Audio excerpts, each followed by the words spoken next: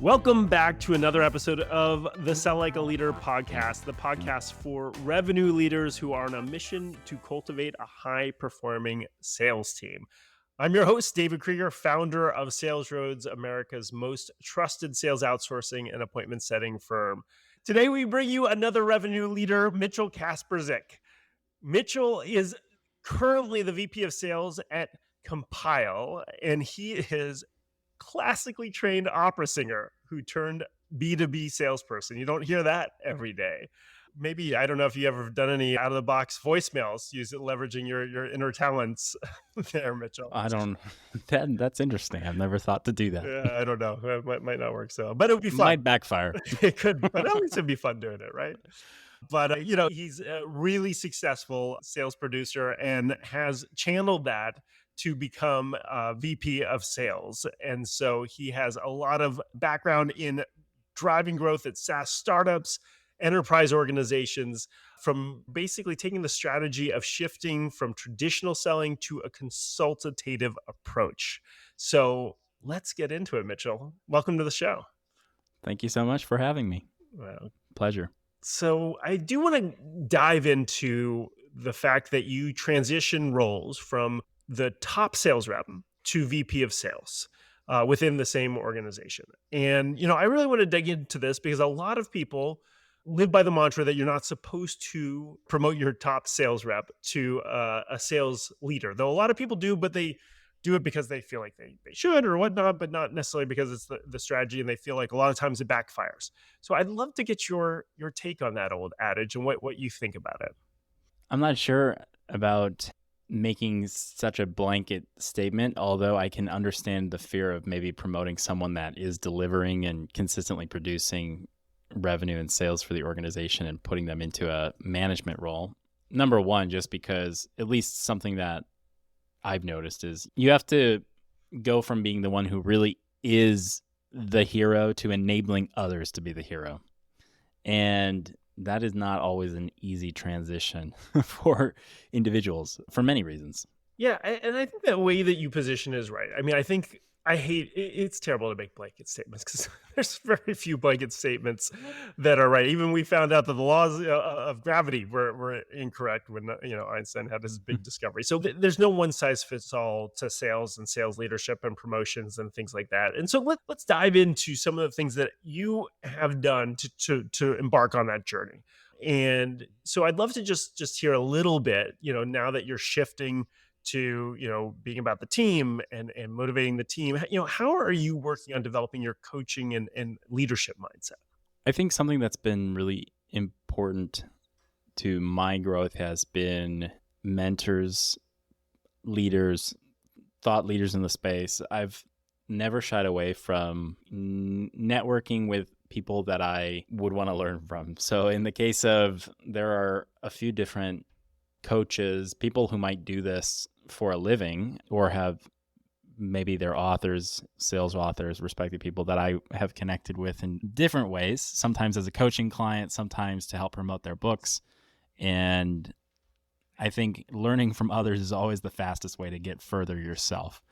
So that's definitely been one huge component, has been the influences in my life. Another would just be, I think when you move from being a direct salesperson to a leader, that mindset is rather challenging. And I think you have to stop thinking so much about what you are doing to move the needle and be a force multiplier for others. So deliberately focusing on understanding who is on your team, what do they care about, where do they want to develop, where do they want to go in their careers, and then helping them get that. That's been, I think, a huge focus of mine. And just understanding your own limitations in your career, in your growth journey, and not trying to fake it, but being authentic, being genuine, and figuring out where you can really support people. A lot of times we can start as sales leaders with our goals, right? The goal that the company has for us, the sales goals. Mm-hmm. And yes, we need to drive them towards that. But if you forget that really at a fundamental level, the way that you drive those goals is by understanding what your team's goals are, how they want to grow, how they want to learn, what their priorities are, that's how you can create a team that's going to help you achieve those greater goals. And so I'm also curious, since you were the top performer, obviously a great salesperson, also have just been doing it. You haven't been out of the sales seat for a while. If you have somebody struggling, or trying to, you know, get through even a discovery call, or get some deal over the finish line, how do you manage them? Balancing, helping them, completing the sales for them, letting them fall short. How do you manage that? That's definitely one of the biggest challenges, especially since I contributed, I think, 70% of our company's revenue since founding. So I think what's working for me is redefining what success looks like. And instead of jumping in to close a deal myself, I ask myself, will stepping in help my team grow, or am I just feeding my own need to sell and hit numbers to my executive team? And something that I think is helpful in the role that I'm in is I'm rather new to being a revenue leader, and I have been on the other side of what I would say are not always best practices from a sales perspective, where if you are a truly consultative B2B salesperson, you've developed a great deal of connection with your buyer. You've demonstrated curiosity into their business challenges, opportunities, the problems they're trying to solve, a level of understanding that's deeper than other salespeople they're talking to. And you've been really giving them a buying experience that's greater than maybe other competitive offerings. And if you go through that and you've developed all this rapport and trust with the buyer, and then you ultimately go and bring a manager in at the last minute and they try to close it, number one, I think it diminishes your value in the eye of your buyer. They look at you as, I guess, if I really need something, I know who to go to, and it's no longer you. And that's never where you want to be as a seller. So I would never want to put my team in that position. And then another thing I've seen bad sales leaders do is take the maybe discovery information of their sellers. And I don't know if they do this because they don't trust their people, or they just want to show how great of a salesperson they are themselves. And they'll almost ask the customer to retell their story and requalify the account. And someone that I really respect always says there's an inverse relationship between how many times you make the customer repeat their story and your win rate. And it's not a good relationship. So you don't want to have your first call, you ask them, why are we talking today? And they go through this whole thing and they give you their whole story and all the challenges, problems, opportunities. And then the next call, your manager comes in and makes them retell the exact story, because it basically just shows the buyer, oh yeah, this seller's an idiot. I don't trust what they say, and I got to hear it myself to know if this is a qualified opportunity that we can put in our pipeline. So I think that empathy, being in the position of a rep, is what's helping me be a little bit more the different sellers' autonomy to do things their way. Because every salesperson, even if you run a similar sales process, it's still you at the end of the day, and it's going to be a different process than the person sitting next to them. Yeah, I think that's great. I think as leaders, we've got to empower our team, because we can't, for a company to scale and grow, we can't be 70% of the revenue, right? There's only Right. there's a ceiling, and we've got to build that team. We've got to empower them to be able to take over those sales. And And I think, and another thing is, we can give them rope, but we don't want them to hang themselves either. So if we do see things potentially going sideways, rather than jumping in to save it, because I think failure can be great. I've failed and you learn so much, but you schedule the deal reviews where you can work through those challenges together, ask the questions to help people find the answer themselves. I think Marshall Goldsmith talks about really good leaders. If you tell someone what the answer is, the likelihood that they're going to go and execute is so much lower than if you let people come to an answer themselves. Even if their answer is slightly worse, but it's theirs and they have that true ownership, you're going to see a greater result than just this forced directive coaching. I fully subscribe to that. And I also think that sometimes their answer can be better than what we thought as leaders. Mm-hmm. They're closer to Right. it. They know their weaknesses. They know their fears. They know things, and they're on every sales call, right? Right. So a lot of times it's our job to ask the right questions and guide the direction, but not necessarily to come up with the answers. Right. And the key, I think, is just it's not your job to be the best seller anymore. It's to build the best sellers. But as we were preparing for this interview, you had mentioned that you have a transition success checklist with 5 key initiatives. I'd love to dive into each of those if you don't mind. Mm-hmm. And so the first initiative, I believe, was to understand your team's current capabilities. So can you break that down for us? How to achieve that? Run diagnostics in special areas? Like how do you figure that out? It's probably far less mature and impressive than what you're making it out to be. But when I stepped in, I obviously want to make sure that I'm doing the best job that I can. And my approach started with really trying to take the different technological resources I had at my disposal to understand the data we had. And it's imperfect data, but at least it could give me some baseline assumptions in which we could draft our strategies. It was start with kind of a data-driven diagnostics to understand where are we today. And I'd say the cornerstone of this was a comprehensive win-loss analysis, which revealed patterns I don't think we would have seen otherwise.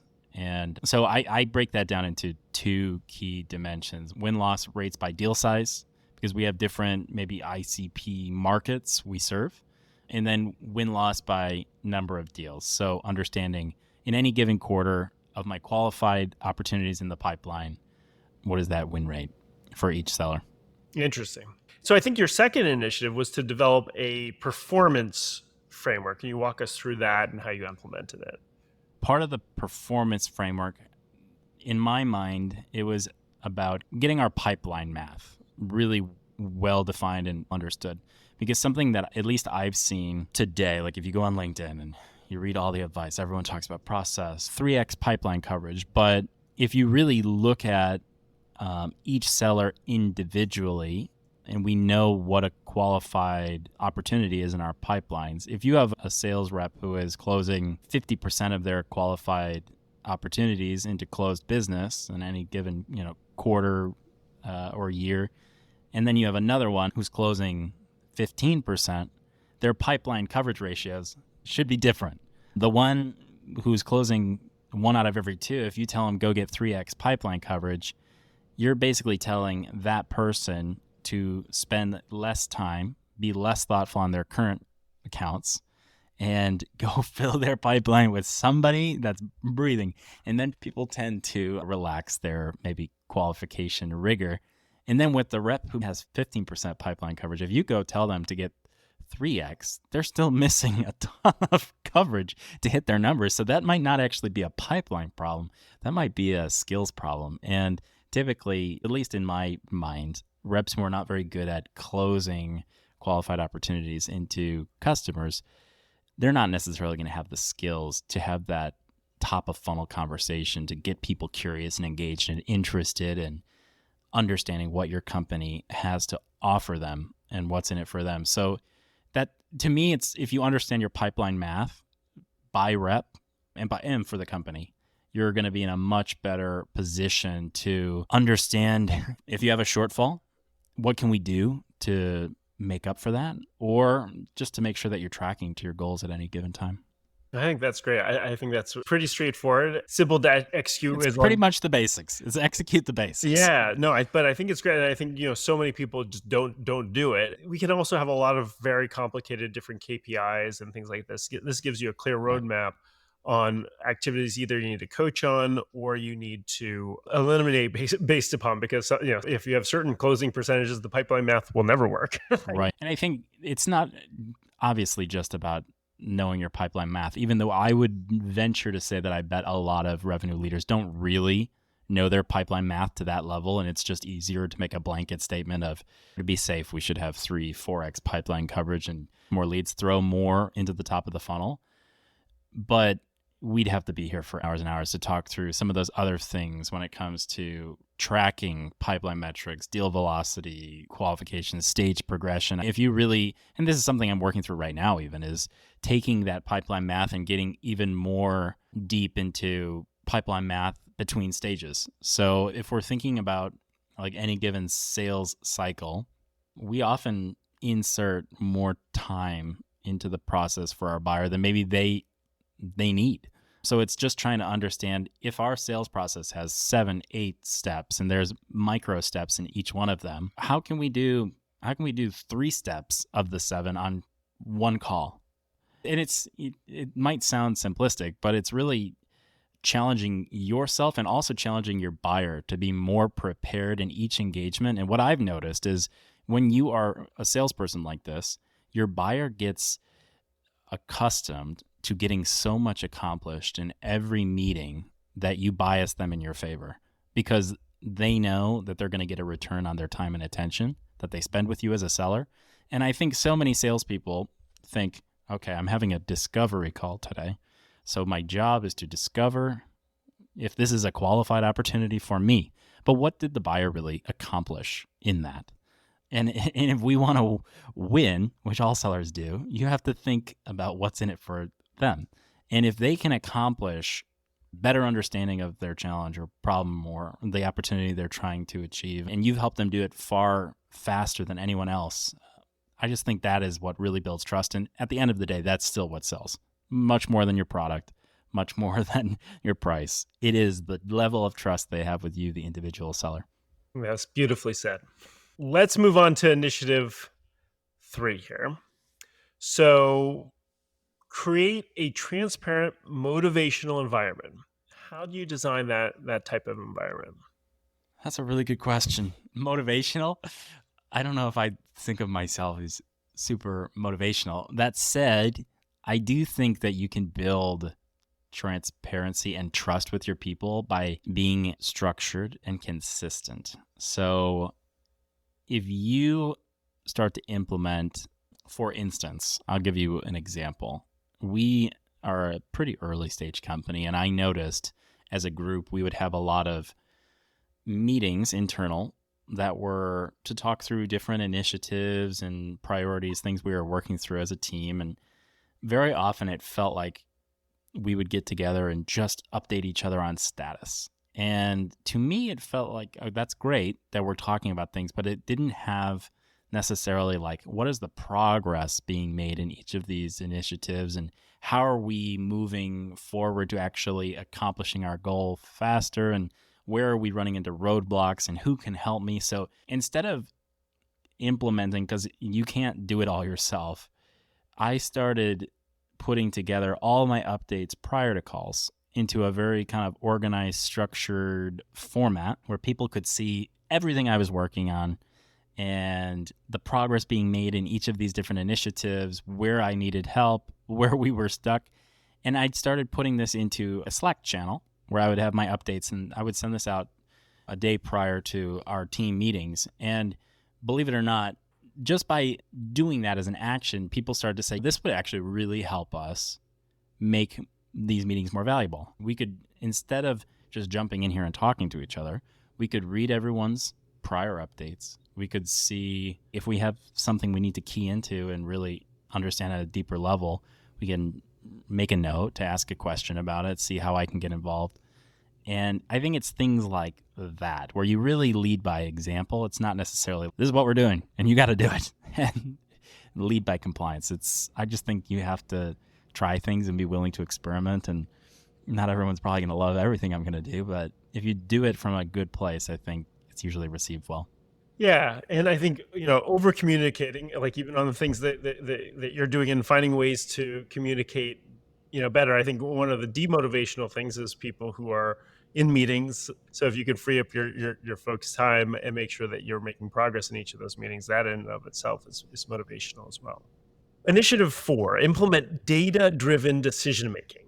So curious, what are some of your key metrics on your dashboard as VP of sales? To me, it's around qualified pipeline mostly. It's really above the pipeline math. And so when I talk about above the pipeline, I'm talking about deals that have come into our pipeline. They might be inbound, they might be outbound. It's not yet a qualified opportunity. So you want to know what that is, because you can then influence some subset of that pipeline into becoming qualified pipeline. And then I look at the in the funnel math, which is which reps, which opportunities are they working on, What are things like the revenue amounts for those opportunities, the target close dates on each of them, and then try to reverse engineer if we have the necessary coverage for our quarterly goal to hit our targets. And then if we don't, obviously you can then think about other strategies. How do we sell additional services or increase the deal size on the opportunities? How do we go out and generate some additional opportunities? Things like that would be probably top of mind. It's mostly around that pipeline math that I talked about earlier. And then finally, your initiative 5, fostering a continuous learning culture. What are some of the initiatives you've implemented or thinking about implementing to create this type of culture of learning? I definitely like hearing what other people are doing. And I definitely make different recommendations for books or podcasts. But outside of that, we use Slack as our internal communications application. And one thing I did was create a channel for sales ideas and strategies. And I will put in their books and quotes that I might be reading or links to a LinkedIn post that I think is really insightful. And maybe I'll make a comment or two about what I like about it and how I think it's relevant or applicable to what we're doing here at Compyl. And again, I think it's just leading by example. I know some companies who even put like 30 minutes of their day just for reading and development. I think that's a great idea. But right now it's more just sharing what I'm learning, and other people do put in things as well into the chat. And I've seen it really become more and more adopted. Yeah, we have a great, vibrant top tips channel. And Yeah. it's fun listening It to is. that and seeing that and people commenting back and forth. So we're almost at time. Before I get to our rapid fire questions, I do want to ask one final question just to sort of wrap this all up. We started with your top performing rep. Not only that, 70% of the sales came from you, and then you were promoted to VP of sales. So is there any advice you have for sales reps out there listening to the podcast, looking to promoted into leadership roles? Be a leader. It's not even anything that I necessarily sought out. And I think not that I was ever opposed to it, but I think just by demonstrating that you do have the aptitude, competency, and skills required to do a good job. I think even as a sales rep, I was already quasi in that role, acting as a chief advisor, and had been the one who was really affecting our strategy as a company and how we were helping customers and narrowing our definition of our ideal client profile, things like that. So I think if you are a sales rep and that's something you want to do, just get really clear about why, and then figure out ways you can make yourself indispensable to the company, and you're going to have plenty of opportunities. All right. Well, I'd love to move to the end of the episode. We always ask our guests a few rapid fire questions. So, Mitchell, you ready? I'm ready. So, first one. What is one thing people don't give enough value or attention to in leadership? Trust. I think when I've seen things go badly and mistakes have been made, I feel like most of the time it's a trust issue, and the actual challenge or complaint is usually a downstream symptom of a breach of trust or some type of a mismanaged expectation, whether it's in a sale or whether it's with your people as a leader. So I think something that I think people don't give enough value or attention to in leadership is just building really high trust and building that through every part of your culture. Trust is so important. Love it. What is one skill you advise everyone in sales to master? If I had to name one, is it a skill? I'm not sure I would put this as a skill, but I'm thinking about generosity. And generosity is more a trait, but I think generosity in the way you show up, in the way you follow up, it's so important. But I think very often in sales, we're taught it's all about the goal, but the goal is really in service to what you're doing for the end customer of whatever they're buying. Generosity and leadership, I think, are big components of success in probably anything. Absolutely. And with this next question, what's your favorite business leadership or sales book? I'm going to do two. I think from a sales book perspective, I love Sell Without Selling Out by Andy Paul.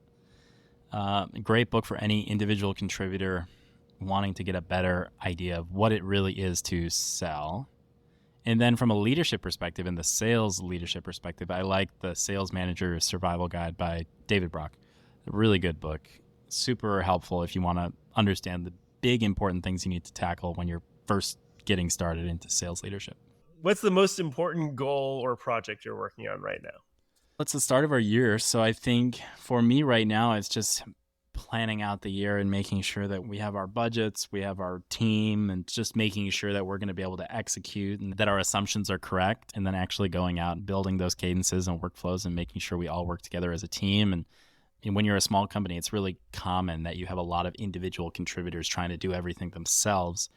And it's so much easier to just really pull together and rely on each other to advance the cause. So I think it's more about just being a really good teammate, pulling everyone together, and actually executing what we've designed. Well, this was great, Mitchell. Really appreciate the perspective, your knowledge, what you've put together. You've got a really rigorous process around it. I know I learned a lot from you today. I know our listeners will too. If they want to carry on the conversation with you, how can they find you? Find me on LinkedIn, Mitchell Kasprzyk. The last name might be tough. Kasprzyk. I struggle with it. I know. Thank you so much, David. I appreciate it. No, this was great. So thanks so much, Mitchell. And thanks for tuning into another episode of the Sell Like a Leader podcast. If you like what you heard, please subscribe on your platform of choice. If you want to reach out to me, I'm also very active on LinkedIn. Love to hear from you, questions you have, guests you think that might be good, or just to say hey. So thanks so much.